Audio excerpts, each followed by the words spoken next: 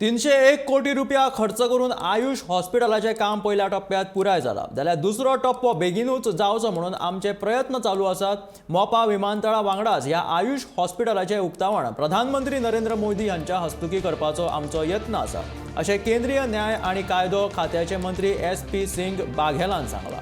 धारगळे सुरू आशिल्ल्या आयुष हॉस्पिटलाक भेट दिवन बांदकामाची पळोवणी केल्या उपरांत ते उलयताले। ह्या वेळार केंद्रीय मंत्री श्रीपाद नाईक, पेडणेचो आमदार प्रवीण आर्लेकर आणि मानेस्त हाजीर आशिल्ले।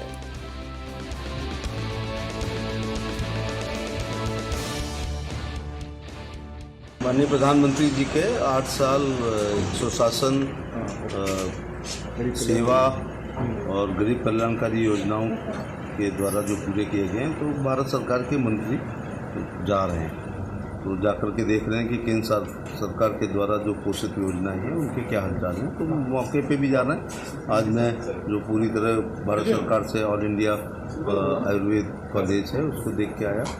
ये एयरपोर्ट गोवा के लिए बहुत ज़रूरी था। पूरे देश को लाभ होगा कि गोवा का जो एयरपोर्ट था वो डिफेंस का था, तो उसकी अपनी कुछ सीमाएँ थीं, शर्तें थीं, और गोवा दुनिया का कोई भी पर्यटक अगर पर्यटन की दृष्टि से भारत आता है तो आगरा का ताजमहल और गोवा ज़रूर आता है। तो इस एयरपोर्ट बनने से मुझे लगता है हिंदुस्तान के हर सूबे से ये राजधानी से हम जुड़ेंगे और चार्टर्ड प्लेन भी आएंगे और दुनिया की इंटरनेशनल फ्लाइट भी आएंगी। तो पर्यटन बढ़ेगा और गोवा पर्यटन पर ही निर्भर करता है।